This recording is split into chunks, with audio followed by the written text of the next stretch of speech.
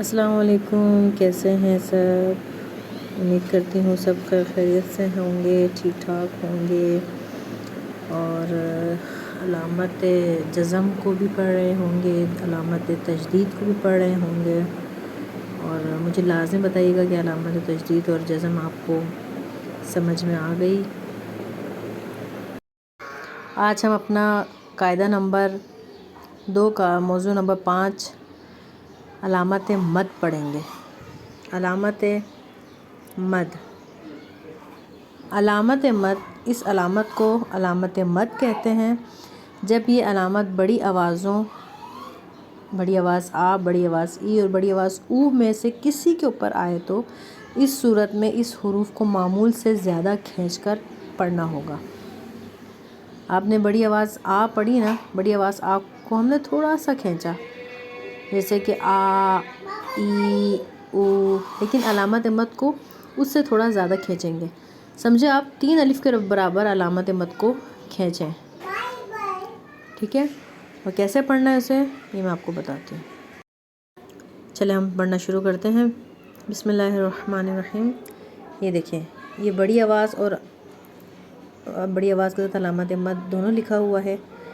اب ہم پڑھیں گے با آ، با آ، یہ ہم نے بڑی آواز پڑھا۔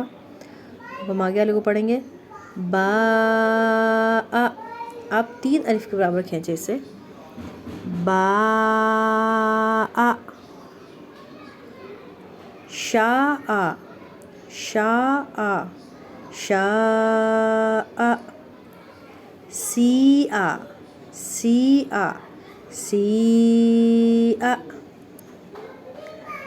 سا آ، سا آ، سا آ، جی آ، جی آ، جی آ، تفی آ، تفی آ، تفی آ، تبو آ، تبو آ، تبو آ۔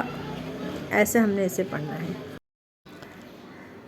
اب ہم اسے پڑھیں گے دعائی، دعائی، ما انزل، ما انزل، حاج، علامت مد کے ساتھ علامت آگے تشدید بھی ہے۔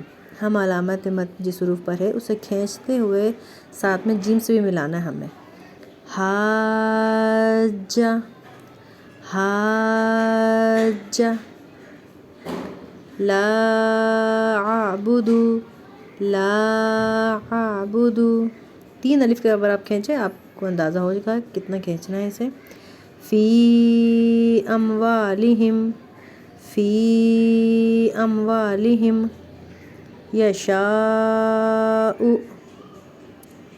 جزاء، آمین، آمین، من جاء،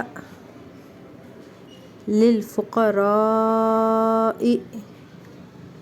للفقراء،